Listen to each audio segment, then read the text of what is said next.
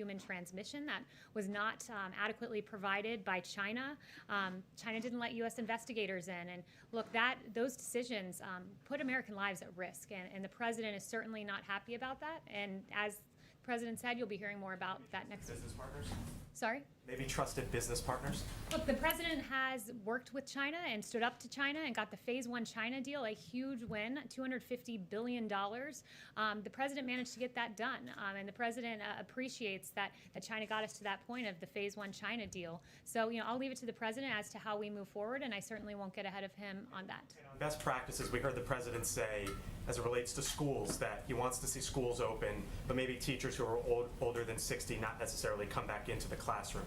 When you talk about reopening the economy, reopening the country again, there's a lot of people out there wondering, well, my school-aged child, should they come back into contact with a family member who might be older than 60 per se?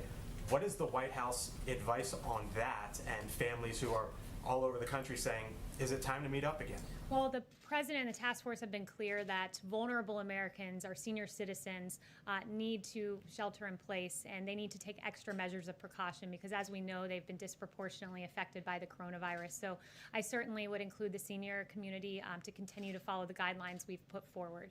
Yes. Thank you. Dr. Birx has mentioned an influx of asymptomatic coronavirus cases. Without more widespread testing, how do you get a handle on something like that, and how do you keep people without symptoms from spreading the disease around the country?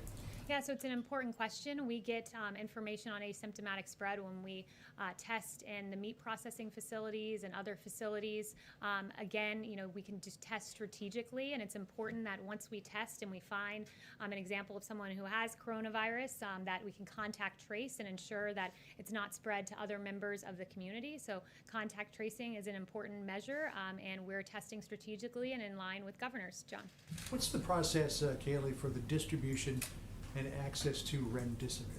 Yeah, remdesivir is a great example of innovation in this country. I would note that remdesivir is a drug that the president mentioned quite often, and as it turns out, there's a lot of hope and a lot of promise when it comes to remdesivir. Gilead chairman announced last week, and CEO Daniel O'Day announced that they would be donating 1.5 million vials of remdesivir and working with the federal government to distribute to patients across the nation. So this will get out there, and we thank Gilead for the great work they've done and for giving these 1.5 million vials, which will help a lot of Americans around the country. But what's the process for distributing it and giving access to patients? I don't have any information on that as of now, but once I get that, I can share that with you. Yes. Jack. Thanks, Kayleigh. The president said yesterday he does not want Dr. Fauci testifying before the House because it's filled with Trump haters. How is that consistent with oversight and transparency?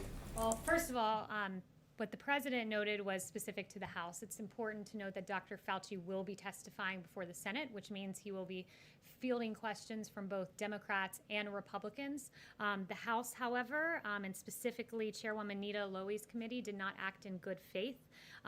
Mark Meadows had 3 calls with Chairwoman Nita Lowey 3 nights ago when she called to ask if Dr. Fauci could testify before a subcommittee hearing. And Chief of Staff Mark Meadows has made clear he wants to make the best use he can of the task force members' time. Of course, they're working hard to save American lives, so that's very important. So to that end, he said in the 3 phone calls, what is the purpose of this hearing? Can you give me the subject matter? And Lowey was unable to tell the Chief of Staff what the subject matter was. The last phone call they had was at 10:46 p.m. on that evening, and Lowey agreed to follow up in the morning with details. Those details were never received. Instead, we got a press release. So that's what we call a publicity stunt. We encourage the House to act in good faith, much like the Senate did. And as I noted, Dr. Fauci will be speaking in a week and a half before the Senate, so the notion that he's being blocked is just farcical. Let me ask you just one other. Can I ask you one other topic? Someone I haven't heard from back there. Does the president have doubts about the way the death toll is being calculated? Does he think perhaps the true toll is lower? So the president answered this, and he said no, just a few moments ago in the Oval Office. On the mortality rate, I would note, as I noted just a few moments ago, we have one of the lowest in the world mortality rates. It's because of the hard work of the American people. Our mortality rate, is currently 218 per million. You compare that to Spain's at 548 per million, Italy at 485 per million. This country is in a place where, because of the work of the American people, we have escaped that 2.2 million number because of the extraordinary social distancing effort put in place by the American people.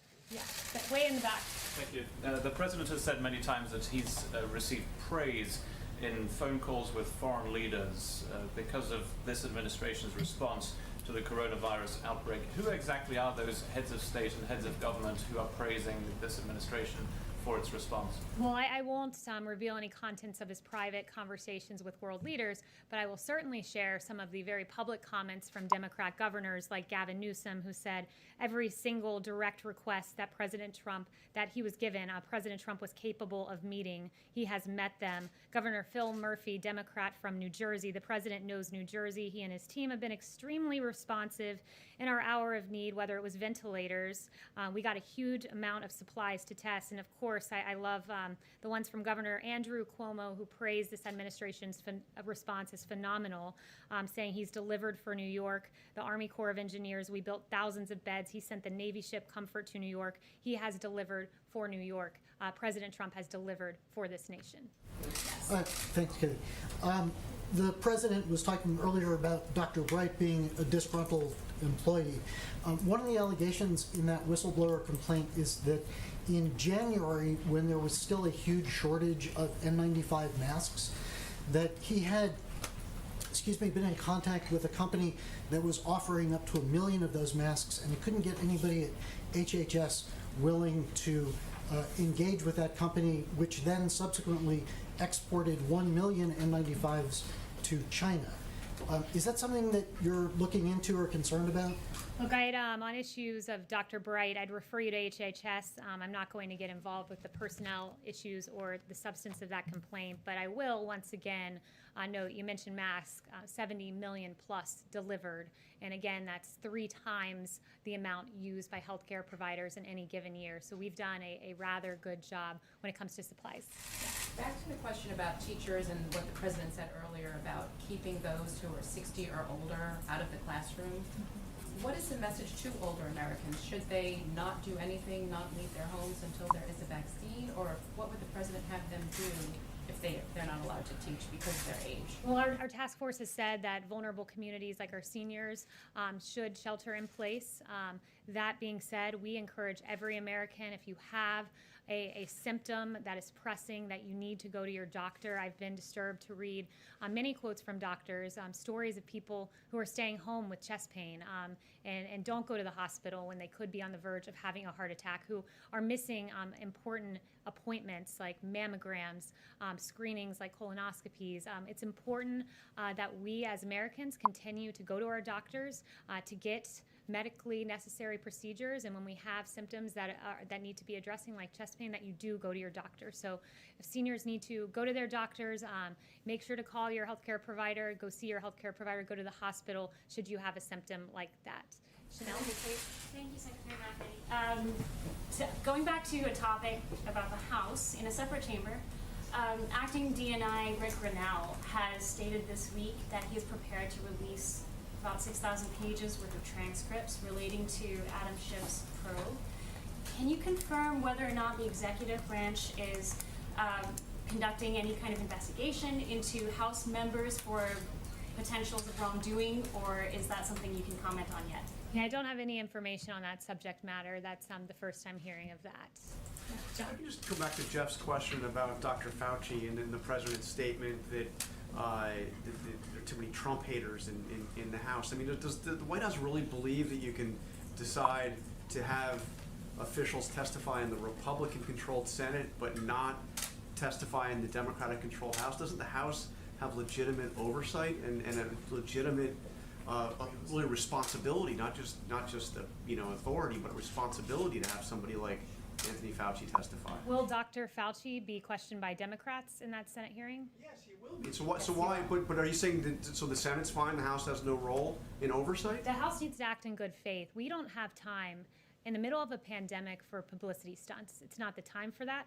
It's not the place for that. In the course of testimony. in the This isn't course a- of 3 phone calls, you should be able to give the subject matter to ensure it's the best use of Dr. Fauci's time. As you yourself noted, in the Republican-controlled Senate, Dr. Fauci will indeed be asked questions by Democrats. Is the subject matter a mystery? I mean, Jeff?